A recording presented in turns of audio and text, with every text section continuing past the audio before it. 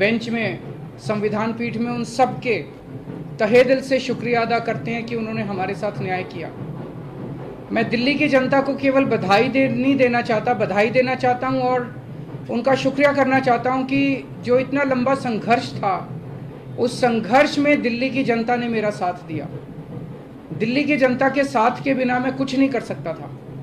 आज जो ये इतनी बड़ी जीत हुई है, ये उन्हीं के आशीर्वाद, दिल्ली की जनता के आशीर्वाद और उनके साथ का, उनके सहयोग का नतीजा है। कदम आप सब लोगों को मेरा नमस्कार।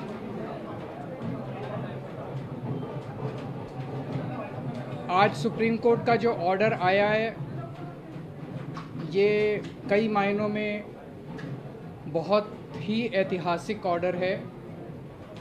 दिल्ली के लोगों की बहुत बड़ी जीत है। दिल्ली के लोगों के साथ जो अभी तक अन्याय होता आया, उनके साथ माननीय सुप्रीम कोर्ट ने न्याय किया है। आज से 8 साल पहले 23 मई 2015 को हमारी 14 फरवरी 2015 को सरकार बनी थी। फरवरी, मार्च, अप्रैल, मई 3 महीने के अंदर, सरकार बनने के 3 महीने के अंदर ही जैसी हमारी सरकार बनी, 67 सीट आई। 3 महीने के अंदर ही प्रधानमंत्री जी ने एक आदेश पारित करवाया केंद्र सरकार से कि दिल्ली के सर्विसेज के मामले अब दिल्ली की मुख्यमंत्री के पास नहीं रहेंगे, वो एलजी के पास रहेंगे या केंद्र सरकार के पास रहेंगे।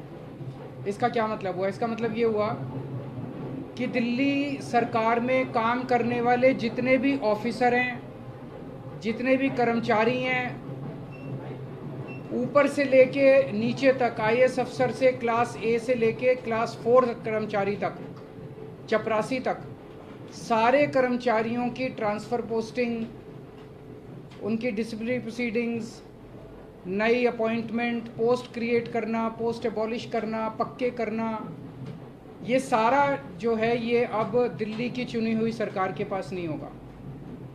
यानी कि अगर मैं मुख्यमंत्री हूँ, मेरे सामने कोई कर्मचारी रिश्वत ले रहा है, मैं उसे सस्पेंड भी नहीं कर सकता, मैं उसकी ट्रांसफ़र नहीं कर सकता। एजुकेशन सेक्रेटरी कौन होगा ये हम नहीं तय कर सकते, हेल्थ सेक्रेटरी कौन होगा ये हम नहीं तय कर सकते। ये आदेश प्रधानमंत्री जी ने 23 मई 2015 को पारित किया। 8 साल हो गए।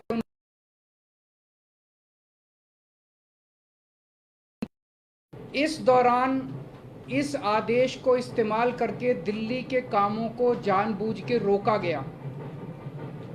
हम दिल्ली में स्कूल अच्छे करना चाहते थे तो वो जानबूझ के ऐसा एजुकेशन सेक्रेटरी बिठाएंगे जो कि काम ना करे। हम अगर मोहल्ला क्लिनिक बनाना चाहते हैं तो जानबूझ के ऐसा हेल्थ सेक्रेटरी बनाया जाएगा जो कि काम ना करे। जानबूझ के ऐसा फाइनेंस सेक्रेटरी बिठाया जाएगा जो हर चीज़ के अंदर अड़ंगा अड़ाए। तो इसको इस्तेमाल करके दिल्ली के हर काम को रोका गया। एक तरह से मेरे दोनों हाथ बांध दिए गए पीछे और मुझे नदी में फेंक दिया गया कि अब तैरो। ये तो ऊपर वाले का शुक्र है कि दोनों हाथ बंधे हुए होने के बावजूद भी हम किसी तरह से तैरते रहे और ऊपर वाला हमारा साथ देता रहा। इन सारी कठिनाइयों के बावजूद दिल्ली के अंदर हम लोगों ने इतना शानदार काम किया पिछले 8 साल के अंदर। तो आप सोच सकते हैं कि अगर हमारे पास पूरी पावर होती तो हम कितना ज़्यादा काम कर सकते थे। आज हम सुप्रीम कोर्ट के जस्टिस चंद्रचूड़ के जो और 4 जजेस हैं उस बेंच में, संविधान पीठ में, उन सब के तहे दिल से शुक्रिया अदा करते हैं कि उन्होंने हमारे साथ न्याय किया। मैं दिल्ली की जनता को केवल नहीं देना चाहता, बधाई देना चाहता हूं और उनका शुक्रिया करना चाहता हूं कि जो इतना लंबा संघर्ष था, उस संघर्ष में दिल्ली की जनता ने मेरा साथ दिया। दिल्ली की जनता के साथ के बिना मैं कुछ नहीं कर सकता था। आज जो ये इतनी बड़ी जीत हुई है, ये उन्हीं के आशीर्वाद, दिल्ली की जनता के आशीर्वाद और उनके साथ का, उनके सहयोग का नतीजा है। कदम कदम पे उन्होंने मेरा साथ दिया दिल्ली की जनता ने। अब हमें एक बहुत बड़ा मौका मिला है। दिल्ली का काम जो है अब ये 10 गुना स्पीड से होगा आज के आदेश के बाद। बहुत बड़े बड़े काम होंगे अब दिल्ली के अंदर जो सोच भी नहीं सकते। सबसे इम्पोर्टेंट है हमें एक ऐसा प्रशासन देना है दिल्ली के लोगों को जो कि रेस्पॉन्सिव हो, जो कि जनता की ज़रूरतों के प्रति सिंपैथेटिक और कंपैशनेट हो। तो अगले कुछ दिनों के अंदर आप देखेंगे बहुत बड़ा प्रशासनिक फेरबदल होगा। कई सारे ऑफिसर्स को, कर्मचारियों को ट्रांसफ़र किया जाएगा इस आधार पे कि उन्होंने अभी तक कैसा काम किया। कुछ ऐसे ऑफिसर्स हैं, कुछ ऐसे कर्मचारी हैं जिन्होंने पिछले कुछ महीनों में, 1-1.5 साल में दिल्ली की जनता के काम रोके। कुछ ऐसे ऑफिसर्स हैं जिन्होंने दिल्ली में मोहल्ला क्लिनिक में दवाइयां बंद करा दी, अस्पतालों के अंदर दवाइयां बंद करा दी, जल बोर्ड की पेमेंट रोक के कई जगह पानी बंद करा दिया। ऐसे कर्मचारियों को, ऑफिसर्स को चिन्हित करके उनको अपने कर्मों का फल तो भुगतना पड़ेगा। लेकिन बहुत सारे ऐसे कर्मचारी और ऑफिसर्स हैं जो बहुत घुटन महसूस कर रहे थे, ईमानदार लोग हैं, काम करना चाहते हैं। उन सारे कर्मचारियों को, उन सारे ऑफिसर्स को मौका मिलेगा काम करने का। उन सबको जो डेडवुड है, जो करप्ट हैं, जो इनएफिशिएंट हैं, उनको अच्छी पोस्टों से हटा के साइड किया जाएगा। और जो अच्छे हैं, एफिशिएंट हैं, ईमानदार हैं, रेस्पॉन्सिव हैं, कंपैशनेट हैं, उन लोगों को, उन सारे अधिकारियों को और कर्मचारियों को मौका दिया जाएगा कि वो दिल्ली की जनता की सेवा कर सकें। सारे प्रशासनिक सिस्टम को भी दुरुस्त किया जाएगा। ये सारा सिस्टम भी सड़ा गला सिस्टम है। ऐसा सिस्टम बनाया जाएगा जो जनता के प्रति जवाबदेह हो और जनता के लिए रिस्पॉन्सिव हो, जनता की ज़रूरतों के प्रति रिस्पॉन्सिव हो।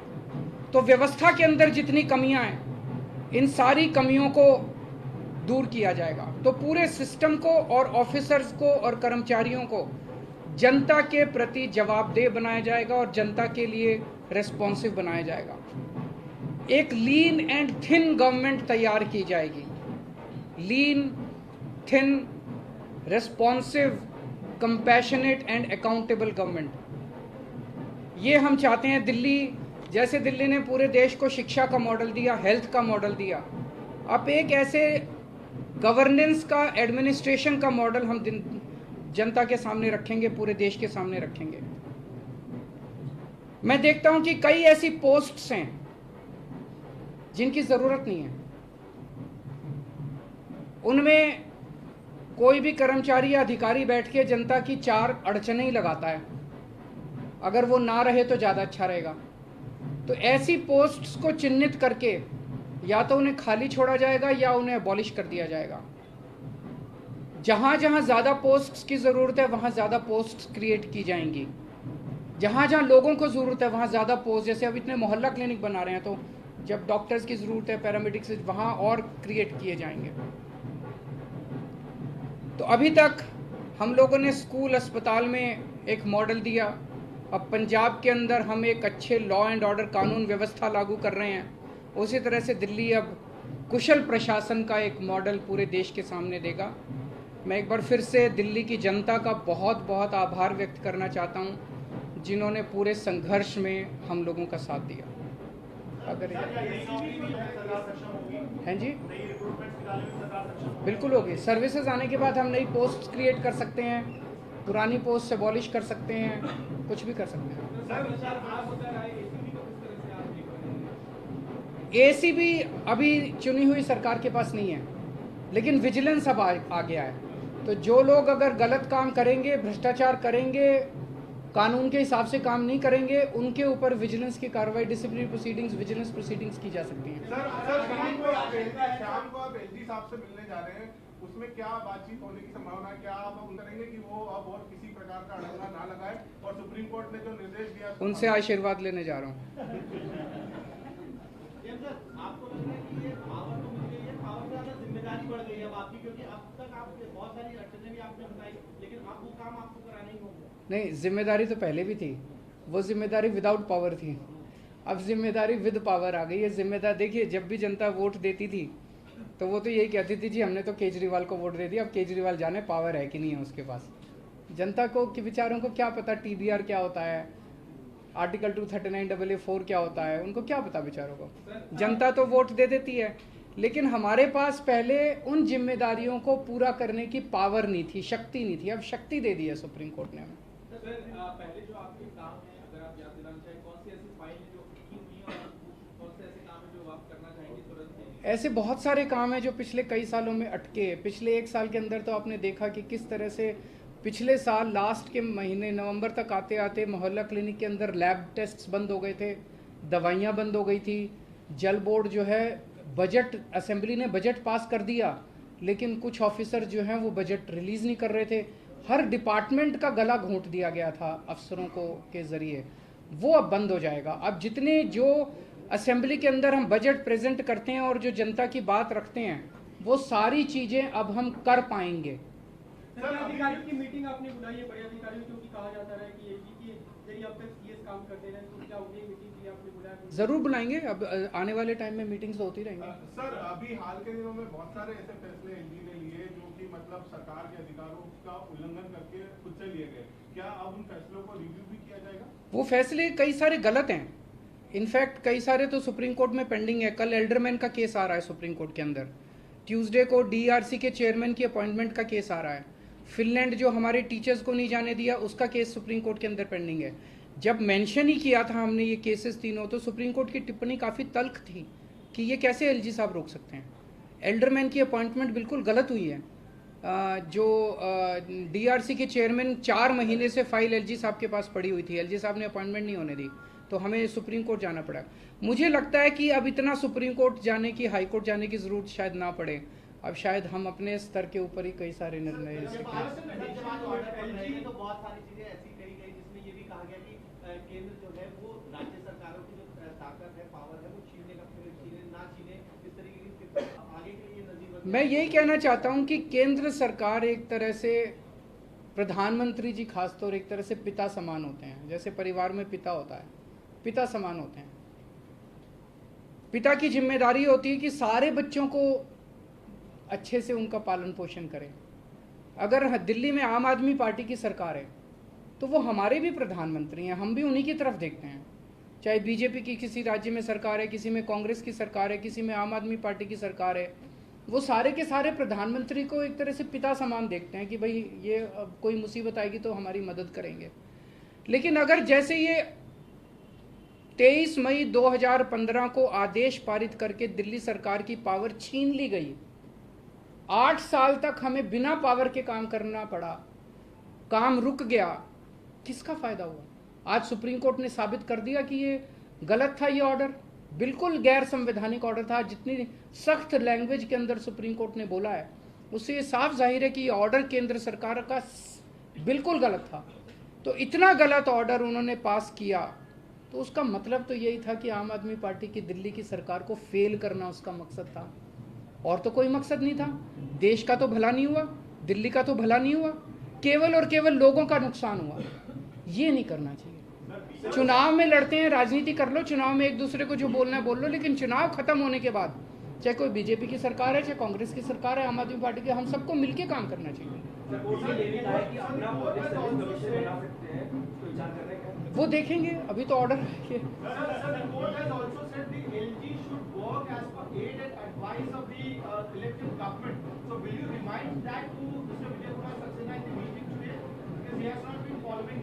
जब उनका आशीर्वाद लेने जा रहे हैं तो सारी चीजों पे आशीर्वाद है जी, मिलके काम करेंगे। बीजेपी के नेताओं को बयान ऐसा भी आ रहा है कि अभी संसद भी है, संसद में कानून भी बन सकता है, अगर गलत लगेगा तो उसमें बदलाव कर देंगे, बड़ी बेंच के पास भी जाया जा सकता है। ये पहले भी कोर्ट में दलील दी थी कि उठाव करने की तरफ से कि 9 बेंच के पास जाया जा सकता है मामले को लेकर। क्या मेरे ख्याल से अब लार्जर बेंच नहीं, आज उन्होंने क्लियर कर दिया। 5 जज बेंच को अगर रेफर करना होता तो वो आज ही कर देते, तो लार्जर बेंच का ऑप्शन नहीं है। मेरी अब उनसे यही निवेदन है, यार अब हमें काम करने दो, इतना टाइम तो खराब कर दिया। अगर आपने दिल्ली पे राज करना है तो दिल्ली के लोगों का दिल जीतो ना, कि अगली बार आम आदमी पार्टी को वोट ही ना दें लोग। ऐसा काम करो, मतलब काम में टांग क्यों उड़ा रहे हो? जब तक हमारी सरकार है हमें काम करने दो, कल तुम जीत लेना, तुम काम कर लेना, टांग तो नहीं अड़ानी चाहिए।